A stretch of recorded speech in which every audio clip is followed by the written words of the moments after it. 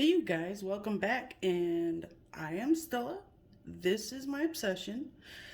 What you see right now are three knives on the table. They are all Kizers. Two of them completely dwarf the one I'm going to review today. I'm doing this just to give you an idea, because if you're familiar with the Roach or the Assassin, then you can see clearly this is a pretty small knife.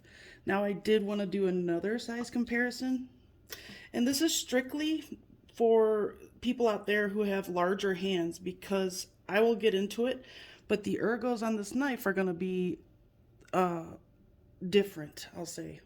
When I explain them, I guess you'll understand a lot better.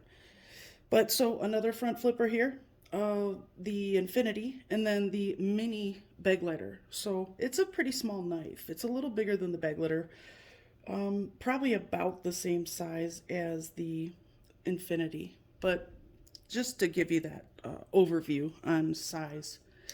So let's get into this. All right, first I wanted to do a little cut test for you, just to show you how sharp it is. It's very sharp. I love this thing. I love Kizers because they always come so sharp for me. I've barely ever gotten a new knife from them that doesn't come sharp, so it is pretty cool. Love it. I love me some Kizer. They're definitely one of my favorites.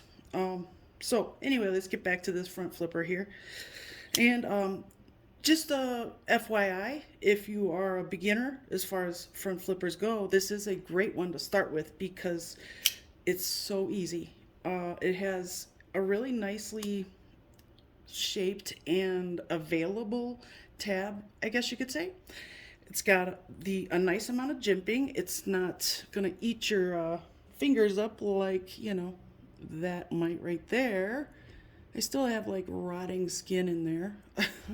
But this one is definitely not for beginners, and I will show you why. This right here is just too rounded.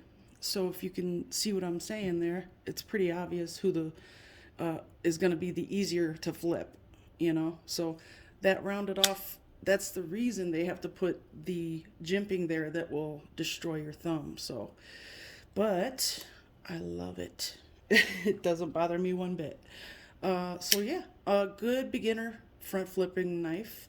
This is definitely going to be different, and as far as the shape of the handles, I have to say it's not going to be for everyone, because this curve back here, it could be a hindrance for larger hands, especially if you have a very wide palm.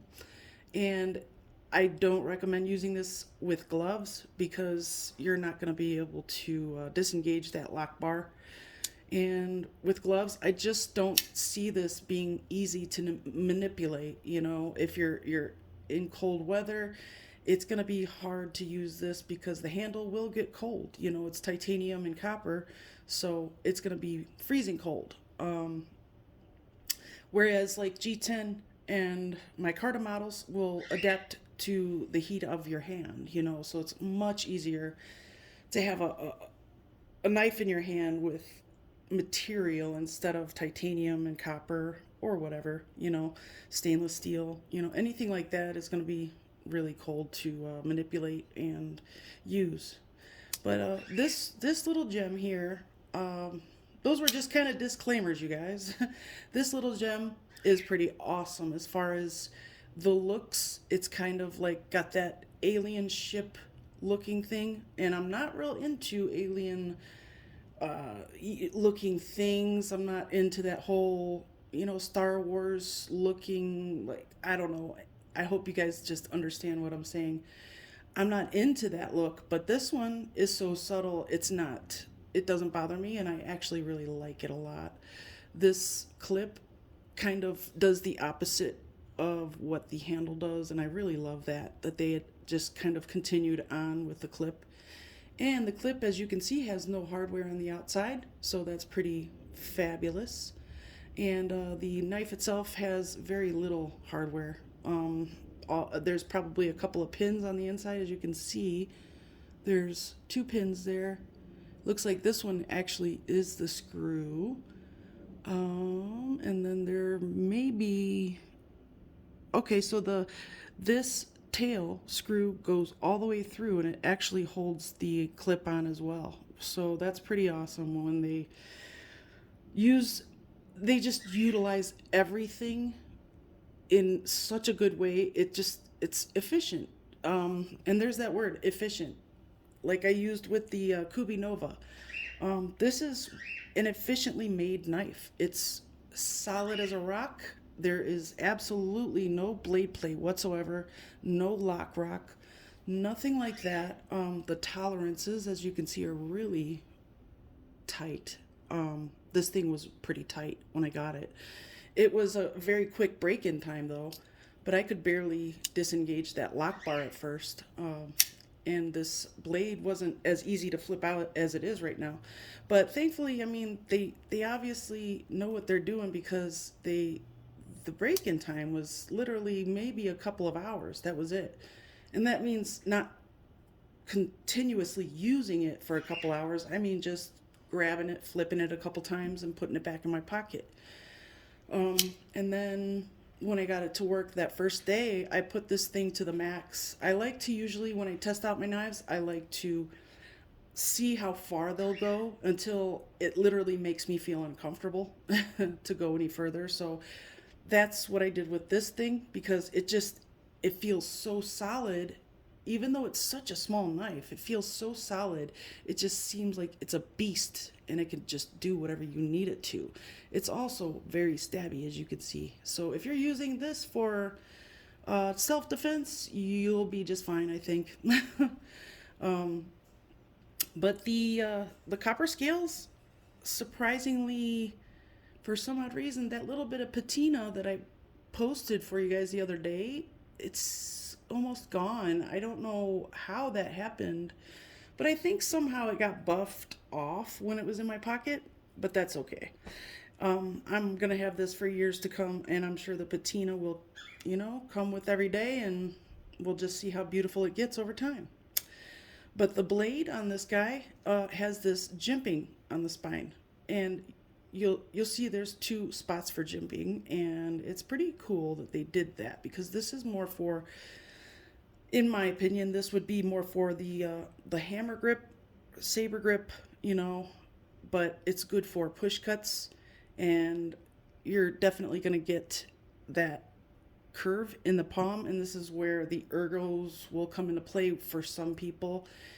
The ergos are not going to work for everyone, and it's seriously only because of this curve. If they would have just kept it a neutral grip and left it straight, I think the knife would still look really good, and it would open up to a lot more hand sizes, so a lot more people. And so anyway, the jimping on the back, this is great to put your finger right here to push the tip down and grab those utility cuts. It's excellent for those. I believe that this knife is absolutely perfect for utility purposes, like utility cutting purposes. This is definitely it's just the size, the way the curvature is, and the rear end of the knife, and the way the jimping is, it is as if that's what they meant, So I definitely think they achieved that goal. But and the clip here, as you can see, it's really, really thin, but it has a great amount of tension, and this thing goes in and out of the pocket with ease. You have absolutely nothing bunching up, nothing stops it. As you can see how it's slightly angled right there, so it goes in very well. It catches, and then the material passes up, and then it just stops. And this is a pretty deep carry pocket clip too, so there's barely anything sticking out. So when it goes in your pocket, that's basically right there. That's about all you're gonna see, if you see that. So, and then with that little ramp right there, it comes out of the pocket just as easily as it went in.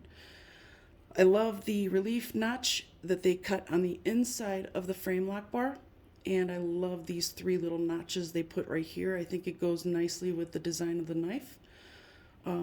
The let's see, what was I gonna, the geometry of the blade is actually very good.